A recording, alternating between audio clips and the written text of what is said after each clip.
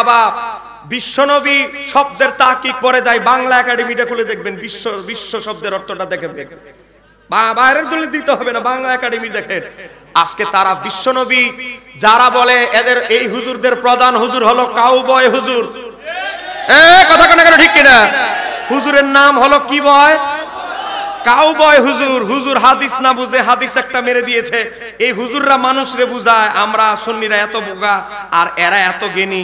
দেখেন হাদিস যেটা বলেছে হাদিসটা তারা মনে করে তারাই পড়েছে, আমরা পড়ি নাই। হাদিস নাম্বার বুখারীর 2271। এই হাদিসের ব্যাখ্যা ইমামরা কি লেখলো পড়ে না।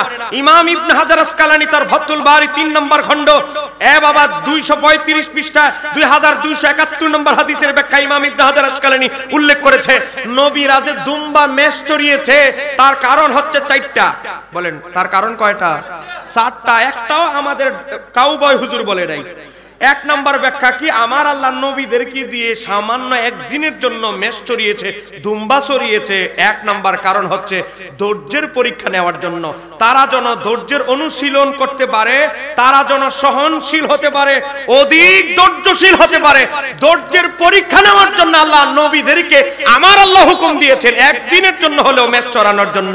তার কারণ যারা মেষ চড়ায় বাবা তারা অনেক ধৈর্যশীল হয়। ইমাম ইবনে হাজার আসকালানী উল্লেখ করছে, আমি তার ব্যাখ্যা বলছি।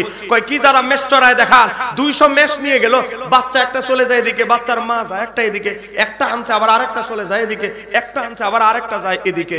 তো যারা মেষ চড়ায় তারা অনেক ধৈর্যের অধিকারী হয়। তা আমার আল্লাহ নবীদেরকে দিয়ে একদিনের জন্য মেষ চড়িয়েছেন, তার কারণ সামনে তারা নবুয়তের অনেক বড় জিম্মাদারি দায়িত্ব পালন করবে। নবুয়তের দায়িত্ব পালন করতে গিয়ে কাফেররা ঢিল মারবে, ইটপাটকেল মারবে, গালাগালি করবে, 14 গোষ্ঠী তুলে গালি দিবে। সেই সময় যেন ধৈর্যশীল হতে পারে, তারা যেন অনেক ধৈর্য ধারণ করার ক্ষমতা রাখে। এই কারণে আমার আল্লাহ নবীদেরকে দিয়ে একদিনের জন্য হলো সামান্য সময়ের জন্য মেষ চড়িয়েছে।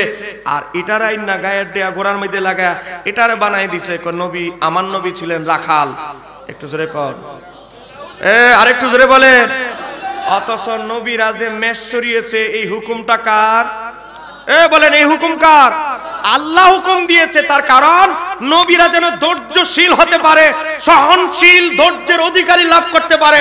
তাদেরকে যখন কাফেররা তুচ্ছ তাচ্ছিল্য করবে, কাফেররা যখন তাদের উপর আক্রমণ করবে, তারা যেন ধৈর্য হারা না হয়। আজকে এটারে এনে আজকে যারা নবীকে রাখাল কাউবয় প্রমাণের অপচেষ্টা করছে, এদের দলের মূল হেড নেতা মওদুদিও ভ্রান্ত।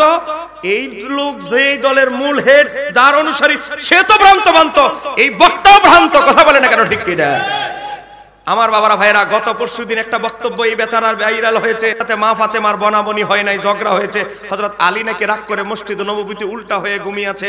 আল্লাহর হাবিব ঝগড়া থামাইতে হযরত আলীকে খুঁজতে লাগলেন, মসজিদ নববীতে ঢুকলেন। আল্লাহর হাবিব নাকি পা দিয়া গুতা দিতেছে।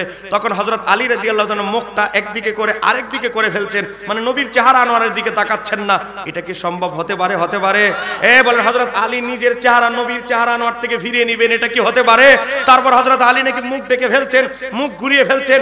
আর মনে মনে নাকি হযরত আলী বলতেছে, কয় বাড়িতে গেলে এর মাইয়ায় গুতায়, এখন আসছে এর বাবা, এখন মসজিদে আসছে বাবায় গুতায়।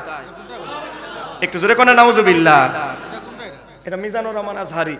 বাবা শুনেন না, এটা গত পরশু দিনের বক্তব্য। কয় বাড়িতে গেলে হের মেয়ে গুতায়, আর এখন মসজিদে আসছি এখানে বাবায় গুতায়। আমি গুতাগুতির তালের মধ্যে, গুতাগুতির ভিতরে আছি। বলেন আমার নবীর শানে যারা গুতাগুতি শব্দ ব্যবহার করে, বলেন এদের কি ঈমান আছে? জোরে বলেন এদের কি ঈমান আছে? আপনারা বলেন আপনার মায়ের দুর্ভাগ্যবশত এর আগে 3 বিবাহ হয়েছে, কথার কথা 4th বিবাহ হয়েছে।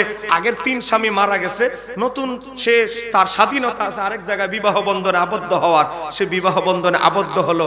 এখন কি আপনার মাকে যদি কেউ বলে 3 তালাক খাইছে, ইনটেক ছিল না, ভার্জিন ছিল না, আপনার কি ভালো লাগবে? বলেন আপনার মাকে যদি কেউ এই কথাগুলো বলে আপনার কি ভালো লাগবে না কষ্ট পাবেন? তাহলে আমার নবীর বিবি, সহিহ বুখারীতে আছে, আমার নবী তার বিবিকে এত বেশি ভালোবাসতেন, মা খাদিজাতুল কুবরার যারা বান্ধবী ছিল আমার নবী মাঝে মাঝে তাদেরকে হাদিয়া দিতেন। মা আয়েশা সিদ্দিকা বলতেন আপনি তাদেরকে কেন হাদিয়া দেন? তারা হচ্ছে আমার প্রিয়তমা স্ত্রী খাদিজাতুল কুবরার প্রিয় মানুষ, এজন্য আমি তাদেরকে দেই, আমার প্রিয় মানুষের আত্মা যেন খুশি হয়। একটু জোরে বলেন না সুবহানাল্লাহ। যেখানে মা খাদিজাতুল কুবরাকে এত অসীম ভালোবাসতেন আমার নবী, সেই খাদিজাতুল কুবরার ব্যাপারে যে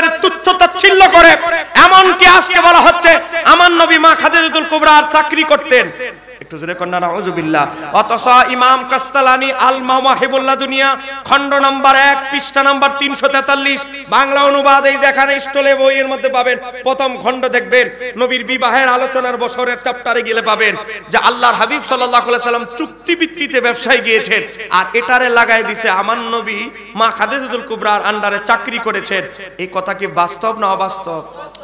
এ বাবা, এই বক্তার ইতিহাস যদি তুলে ধরি, এখানে আমার মোবাইলে আমি নোটবুকে করেছি, একদিন একটা সময়ের জন্য পারতেছি না, দেখেন আমি একটা নোটবুকে তালিকা করেছি মিজান আজহারি সমাচার।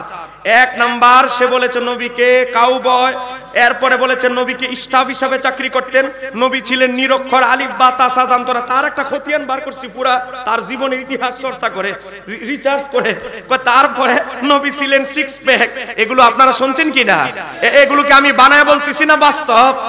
এ বাবা, তারপরে মা খাদিজাতুল কুবরার শানে শব্দ ব্যবহার করেছে ইনটেক ছিলেন না, ভার্জিন ছিলেন না, প্রৌঢ়া ছিলেন, বুড়ি মহিলা ছিলেন, ইউডু, হারবালা, বিভিন্ন খারাপ শব্দ ব্যবহার করেছে। হযরত ওমর রাদিয়াল্লাহু তাআলা শানে শব্দ ব্যবহার করেছে আবেহালা, একটু জোরে কন্যা নাউজুবিল্লাহ। এ বাবা, তারপর হযরত ওমরের শানে শব্দ ব্যবহার করেছে মদ খাওয়ার রাজা ছিলেন নাকি ওমর, একটু জোরে কন্যা নাউজুবিল্লাহ। এই কাউবয় বক্তার ইতিহাস বলতেছি, খতিয়ান, এগুলো সিরিয়াল বলতে গেলে বহুত সময় লাগবে, এগুলো সব আবার আমি নোট করি গাড়িতে বসে বসে।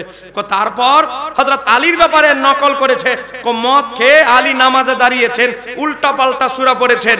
এ বাবা, এর উপরে আপনাদের এই দরবার শরীফের যিনি সাজ্জাদানশীল হুজুর কেবলা সাহেব কেবলা আল্লামা সিরাজনগরীর মাদ্দাতুল্লাহ আলী বই লিখেছেন, হযরত আলী রাদিয়াল্লাহু তাআলা কোশ্চিন কালেও মদ পান করে, বলেন মদ পান করে। এরপর হযরত আলী রাদিয়াল্লাহু আনহুর ব্যাপারে এই কথা বলেছে। এরপরে বলেছে মিজান আজহারি সাহাবীদের ব্যাপারে সব সাহাবীরাই মদ পান করতেন, জোরে কোন নাউজুবিল্লাহ। কাউবয় বক্তার খতিয়ান বলতে গেলে শেষ হবে না। এ বাবা, তারপর মহিলাদের মুখ খোলার ব্যাপারে ফতোয়া, ঈদে মিলাদুন নবী হচ্ছে সর্বশ্রেষ্ঠ বেদাত, এবং বলেছে বক্তব্য দেখবেন ঈদে মিলাদুন নবী যারা নামাজ কায়েম করে, ঈদে মিলাদুন নবী জুলুস করে, এরা যোহরের নামাজ পড়ে না, জোরে কোন নাউজুবিল্লাহ। আচ্ছা, আপনারা বলেন আমরা যারা জশ্নে জুলুস করি, আমাদের দরবারের বড় সাহেব কেবলা যে জশ্নে জুলুসে বের হয় হুজুর কেবলাকে নিয়ে, বলেন এই সিরাজনগর দরবারে কি যোহরের নামাজ পড়া হয় কি পড়া হয় না? তাহলে এই যে কাউবয় হুজুর বলল যারা জুলুস করে এরা যোহরের নামাজ পড়ে না, পড়ার টাইম পায় না, বক্তব্যটা খুঁজে দেখবেন ইউটিউবে, না পাইলে হোয়াটসঅ্যাপে যোগাযোগ করবেন, পাঠাই দিব ভিডিও। তাহলে আজকে এই যে বলে যারা ঈদে মিলাদুন নবী পালন করে তারা যোহরের নামাজ পড়ে না, এই লোকটা কি সত্য কথা বললো না মিথ্যা কথা? বলেন সে কি সত্যবাদী না মিথ্যাবাদী? রফিকুল্লাহ আফসারী, আরেকটা হইলো বাদাইম্মা। এই বাদাইম্মা নোয়া খাইলে বাদাইম্মা ওই মাগরিবের সময় জোহরের সময় কোন জায়গায় দাওয়াত করবে এটাও ফেসবুক স্ট্যাটাস দেয়, আমার একটা দাওয়াতের দরকার। এই বেচারার একটা ভিডিও দেখবেন ওয়াজ করতে করতে হাঁটুর উপরে লুঙ্গি উঠায় ফেলে, এ আসছে আবার তার জাত ভাই ওই কাউবয়ের দালালি করতে, কথা কোনা কেন ঠিক কিনা? এ কথা বলেন, এ হইলো আরেক বড় দালাল, কথা কোনা কেন ঠিক কিনা? এই কাউবয়ের ইতিহাস যদি বলতে যাই, এগুলো নোটবুকে সব লেখা আছে। কাউবয়ের উপরে একটা ছোট রেসালা আসবে, কারণ কাউবয়ের ভক্তদেরকে তো একটা কিছু হাদিয়া দিতে হবে, কথা বলে না কেন ঠিক কি না? কাউবয়ের গোটা জীবনের ইতিহাসের যে কাউবয়ের ইতিহাস, এগুলো একটা ছোট একটা রেসালা আকারে যদি আসে, আমার কাউবয়ের যারা ভক্ত আছে তাদেরকে তো অন্তত আমরা হাদিয়া দিতে পারবো। দেখো তোমার কাউবয় হুজুরের একটু খতিয়ান নাম্বার, দাগ নাম্বার, খতিয়ান নাম্বার, কথা বলে না কেন ঠিক কি না?